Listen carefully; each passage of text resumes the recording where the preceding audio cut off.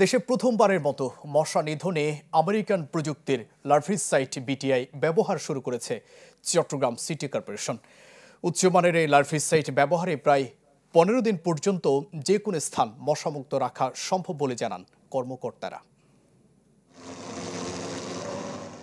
একের পর এক মেয়র এসেছেন আর ওষুধ ছিটিয়েছেন, কিন্তু কিছুই হয়নি মশার, যার সবচেয়ে বড় কারণ কার্যক্ষমতাহীন ওষুধ। ফলে প্রতি বছরই ডেঙ্গু চিকুনগুনিয়ার প্রাদুর্ভাবে হাঁসফাঁস অবস্থা চট্টগ্রাম নগরবাসীর। তবে দীর্ঘ সময় পর এবার নতুন এবং উচ্চমানের লার্ভিসাইডের ব্যবহার শুরু করল সিটি কর্পোরেশন।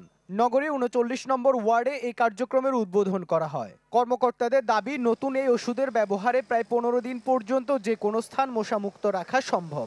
নতুন এবং ফিরে আসা গ্রাহকদের জন্য নগদে চলছে ক্যাশব্যাক সহ প্রতিদিন হাজারো উপহার জেতার সুযোগ। হবে আশা আর ফেরা, সারপ্রাইজ সেরা। প্রায় 2 সপ্তাহের মধ্যে ক্লিয়ার করছি, আবার ওইগুলা ভরে গেছে, আবার এই ড্রেনগুলো ময়লাতে ভরে গেছে। সো এইগুলা ক্লিয়ার করার জন্য এবং এটার সাথে আমাদের মশার ওষুধগুলা এই বিটিআই ইউজ করার জন্য আমাদেরকে একটু প্রিপারেশন লাগে, এটা সময় লাগে। বাট এটা যদি আমরা পুরো শহরে ইমপ্লিমেন্ট করতে পারি, ইনশাল্লাহ আমরা একটা ভালো রেজাল্ট পাবো। যেই ভালো ওষুধই ইউজ করি ওটা কিছুদিন পর পর রেজিস্ট্যান্স ক্রিয়েট হয়ে যায়। সো ওষুধ আপনাকে চেঞ্জ করতে হবে, রেজিস্ট্যান্স ক্রিয়েট হইলে ওষুধ চেঞ্জ করতে হবে।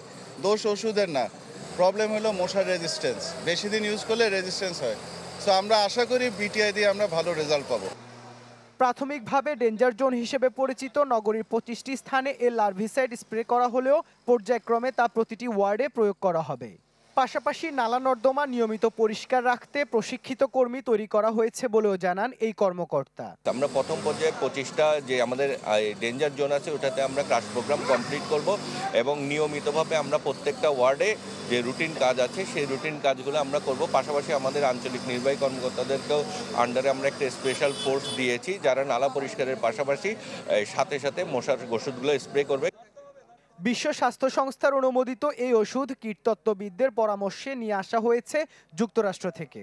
প্রাথমিকভাবে 2200 ইউনিট নিয়ে আসা হয়েছে, যা দিয়ে আগামী 4 থেকে 6 মাস স্প্রে করা যাবে বলে জানান সিটি কর্পোরেশনের কর্মকর্তারা।